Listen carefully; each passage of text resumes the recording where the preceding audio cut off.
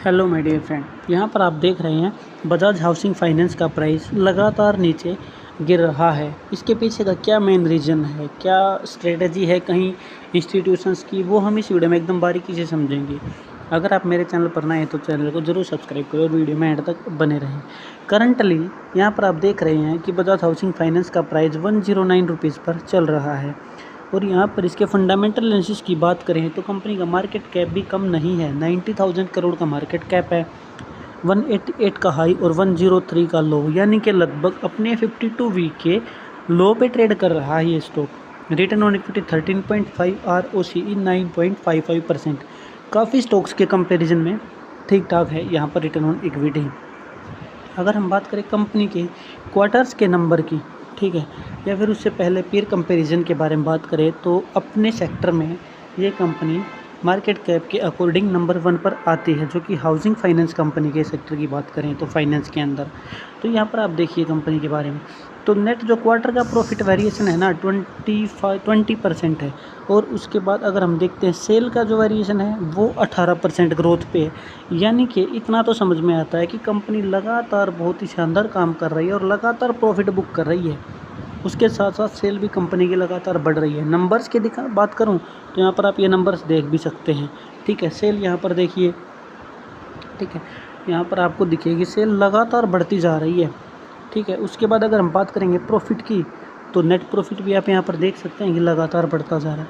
तो फिर ऐसा क्या हो रहा है कि जो प्राइस है वो लगातार नीचे गिर रहा है? क्यों गिर रहा है? क्यों अपना बॉटम नहीं बना रहा? वहाँ से प्राइस ऊपर क्यों नहीं जा रहा है? ठीक है। उसके बाद हम बात करते हैं बैलेंस शीट की। बैलेंस शीट में आप देखिए कंपनी के रिजर्व लगातार बढ़ रहे हैं। बोरोविंग आपको जितनी भी फाइनेंस सेक्टर की कंपनी से सभी के पास बोरोविंग मिलेगी ही मिलेगी, ठीक है ना। लेकिन रिजर्व देखिए लगातार कंपनी के रिजर्व बढ़ रहे हैं। उसके बाद फिक्स एसेट भी आपको बढ़ते दिख रहे हैं, ठीक है। यानी कि सारे की सारी चीज़ें तो यहाँ पर पॉजिटिव हैं। कंपनी का प्रॉफिट फ्रॉम ऑपरेशंस भी बढ़ रहा है, ठीक है। यहाँ पर देखिए प्रॉफिट फ्रॉम ऑपरेशंस, ठीक है, ये यहाँ पर आपको बढ़ता दिख रहा है, ठीक है ना। आगे बढ़ते हैं तो यहाँ पर एक और चीज़ हमें प्रोसीड फ्रॉम बोरोविंग्स, यानी कि कंपनी पैसा उठा रही है। जैसा कि हमने स्टार्टिंग में भी देखा बोरोविंग कंपनी की बढ़ रही है, लेकिन रीपेमेंट भी तो हो रही है, ये भी समझ में आता है। तो अब तक के सारे फैक्टर पॉजिटिव थे। तो एक लास्ट की जो एक टर्म है वो मैं आपको बताऊँ तो ऐसा क्या है जिससे प्राइस लगातार गिर रहा है, ठीक है। तो यहाँ पर इतना समझ में आता है कि ये जो प्राइस है इसको ये चीज़ें गिरा रही हैं, ये FII और DII इंस्टीट्यूशंस इसको नीचे गिरा रहा है। यहाँ पर दो फैक्टर हो सकते हैं, या तो ये इस प्राइस को गिराकर एक बॉटम बनाए, पब्लिक को निकालना चाहता है, क्योंकि हमें दिख रहा है कि जो प्रोमोटर है वो अपनी होल्डिंग को तो रिलीज़ कम नहीं कर रहा है, अपनी होल्डिंग को कम नहीं कर रहा है, तो पब्लिक के पास होल्डिंग है, ठीक है। तो या तो इंस्टीट्यूशन चाहता है कि पब्लिक को होल्डिंग थमा कर, ठीक है, वो निकल जाए। इसके पास ऐसी न्यूज़ है कि आने वाले टाइम में हो सकता है बजाज हाउसिंग फाइनेंस अच्छा ग्रोथ ना कर पाए, हो सकता है इंस्टीट्यूशंस के पास ऐसी कोई न्यूज़ हो, या फिर पॉसिबिलिटी है कि वो पब्लिक को यहाँ से निकालना चाहता है और पब्लिक को ट्रैप करना चाहता है। इन दोनों में से कोई भी फैक्टर हो सकता है। तो यहाँ पर देखिए, ठीक है। अब अगर हम टेक्निकल एनालिसिस के अकॉर्डिंग इस चीज़ को समझें कि बॉटम कहाँ पे बन सकता है, इंस्टीट्यूशंस अगर प्राइस को गिरा सकता है तो किस लेवल तक गिरा सकता है, कहाँ पे जो है स्ट्रॉन्ग सपोर्ट बन सकता है आने वाले टाइम में, तो वो हम टेक्निकल एनालिसिस में जान लेते हैं। मैं सेबी रजिस्टर्ड नहीं हूँ, इन्वेस्टमेंट की सलाह नहीं दे रहा हूँ। टेक्निकल एनालिसिस की बात करें तो वीकली टाइम फ्रेम के अकॉर्डिंग स्टॉक लिस्ट होने के बाद से आप देखेंगे तो प्राइस लगातार गिर रहा है।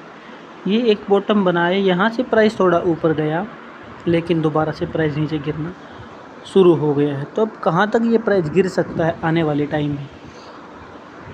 अगर ये इंस्टीट्यूशंस का गेम है, इंस्टीट्यूशंस चाहता है यहाँ पर रिटेल इन्वेस्टर को ट्रैप करना, तो ये स्टॉक आने वाले टाइम में 70 रुपीज़ तक हमें गिरता दिख सकता है आने वाले कुछ महीनों में या साल में, ठीक है।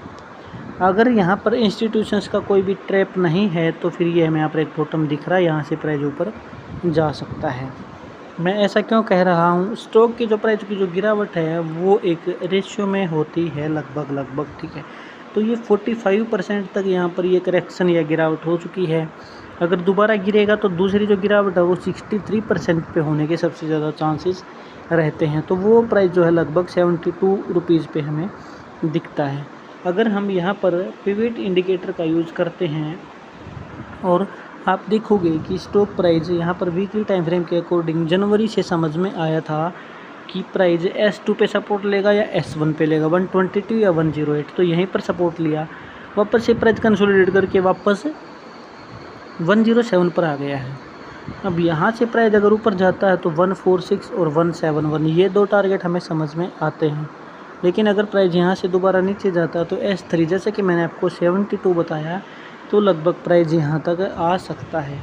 आप इसको ट्रेडिशनल में भी चेंज कर सकते हैं। इनपुट में जाके आपको फिबोनाची की जगह ट्रेडिशनल सेलेक्ट करना है, तो आपको समझ आएगा कि आगे के जो लेवल्स हैं वो कहाँ कहाँ पे हैं, ठीक है।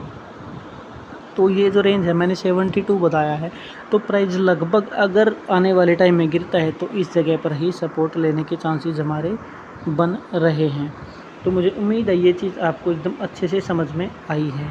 मैं फिर से बताना चाहूँगा कि मैं सेबी रजिस्टर्ड नहीं हूँ, इन्वेस्टमेंट की सलाह नहीं दे रहा हूँ, लेकिन किस तरीके से प्राइस यहाँ पर काम कर रहा है वो मैं आपको समझाने की कोशिश कर रहा हूँ। इस मंथ के एंड तक अगर स्टॉक प्राइस गिरता है तो 106 तक गिरने की संभावना है। इस वीडियो में इतना ही। अगर आप मेरे चैनल पर नए हैं तो चैनल को ज़रूर सब्सक्राइब करें और वीडियो को लाइक किए बिना ना जाएं। Thank you very much.